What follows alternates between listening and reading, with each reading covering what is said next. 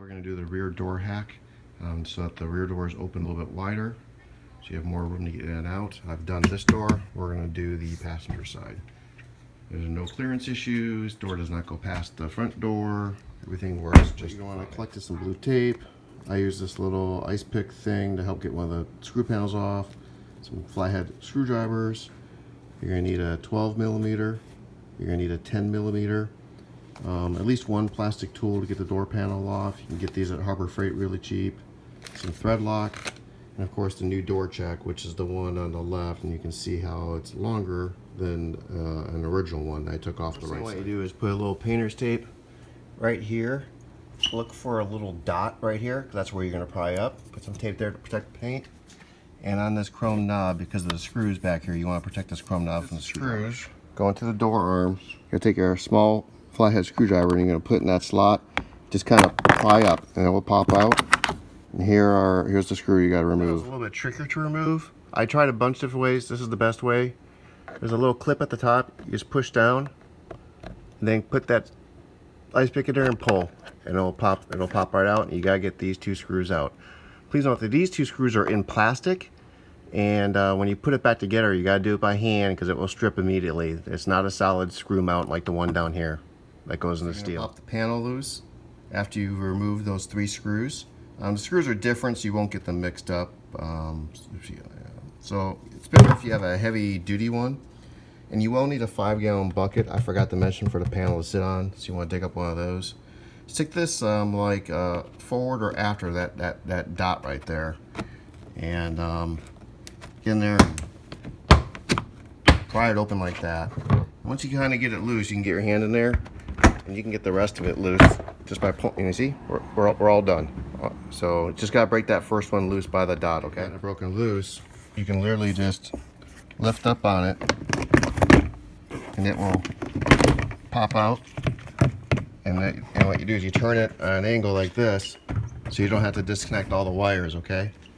And now it's just sitting there. So all you're doing is lifting it up and just setting it on the bucket. Camera, I did rearrange it a little bit, like you see, to expose that speaker, so I can get better access to it.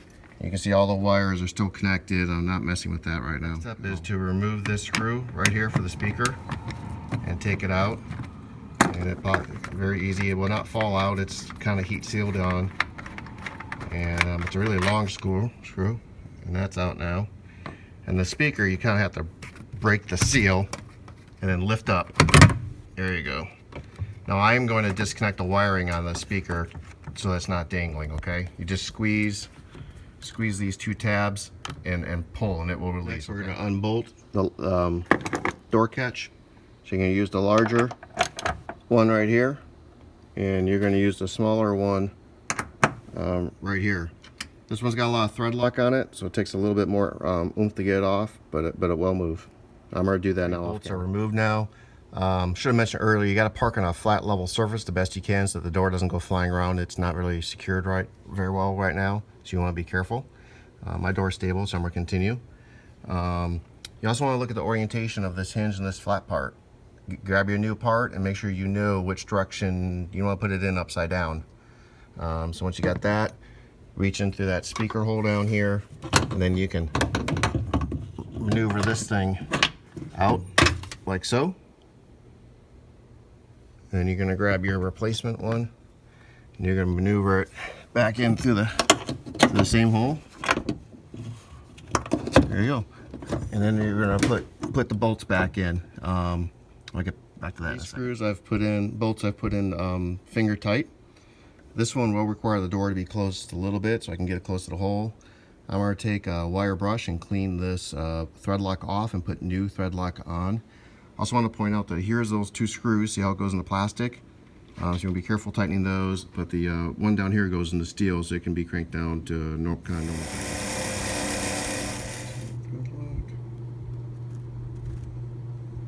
Locks on. I had to close the door a little bit to get this to latch up, but you can now tighten this and tighten the other two bolts now. You're tightened up. You can open the door back up to its new larger opening, which is nice. Clip your speaker back in, and the bottom hooks need to go in here. Just kind of like that, and then you push it up put the screw back in. Now you're ready to put the door panel back on. There is a trick to putting the panel back on. I put it wrong on the passenger side and I had to redo everything, take everything off. Might be hard to show, but you have to hook it. You have to hook it in the top first, but the key is you have to hook it into this front corner on an angle to catch it correctly. And so, see if I can't get it in there.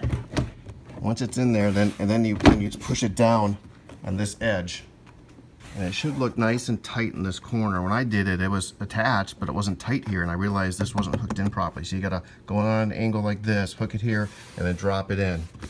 And then once you've done that, you can then tap and work on hitting your panels back in place at the bottom. And it's really as simple as that.